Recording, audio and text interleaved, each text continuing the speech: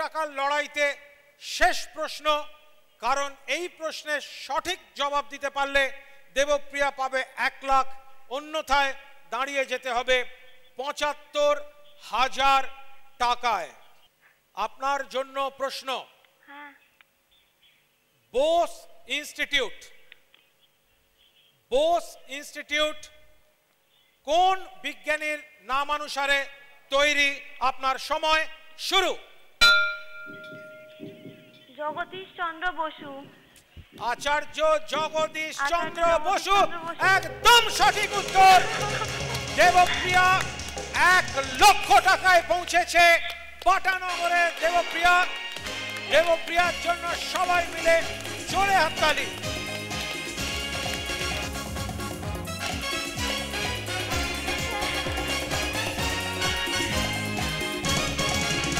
প্রথমে পুরস্কার জেতা, তারপর হাতে পাওয়া পুরস্কারের চেক। আপ্লুত উচ্ছ্বসিত মাইক্রোবায়োলজির 2য় বর্ষের ছাত্রী দেবপ্রিয়া ঘটক। না, একবার পুরস্কার জিতেই থামতে চান না তিনি।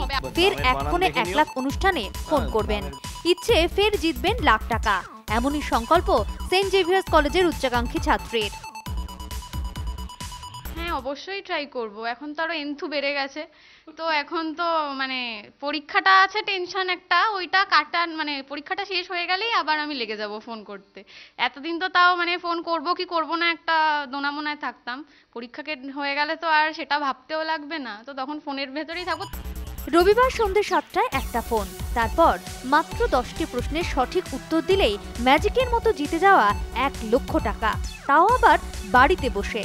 একমাত্র মেয়ে দেবপ্রিয়ার এই কৃতিত্বে গর্বিত তার মা বাবা সীমা ও আশিস ঘটক। ভালোই লাগছে, কারণ বেশ আনন্দই লাগছে যে ওরটা মানে কিছুটা তো এগিয়ে নিতে পারলো বাবাকে সাহায্য করবার জন্য। এটা ভালোই লাগছে, খুবই ভালো লাগছে। কারণ প্রাইজ পাওয়াটা যেমন আনন্দের, তারপরেও এত বড় একটা এক্সপোজার, এটা তো স্বপ্নেরই ব্যাপার, এটা তো নো ডাউট। দেবপ্রিয়ার সাফল্যে অনুপ্রাণিত প্রতিবেশীরাও এবার তারাও ফোন করবেন 1 ফোনে 1 লাখ অনুষ্ঠানে। হ্যাঁ, ট্রাই তো করবোই, এবার তো করবোই, কারণ দেখলাম, ভাবছিলাম যে পাবোই না হয়তো কোনো সময়, কারণ আমি এটা খুব একটা দেখতামও না।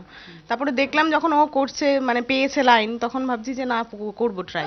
আমি বেশি সময় শুনলাম যে প্রত্যেকটা প্রশ্নের উত্তর দিচ্ছে, আমি খুব উচ্ছ্বাসিত। তখন আমি আমার স্বামীকে বলছি, এই দেখো দেবপ্রিয়া নাম উঠেছে। খুব আনন্দ হয়েছে, আমি যে এসে তারপর দৌড়ে এসে খবর দিয়েছি, খুব হয়েছে। বাড়িতে বসে স্রেফ ফোন করে পুরস্কার জেতা, বাড়িতে বসেই হাতে পেয়ে যাওয়া পুরস্কারের চেক।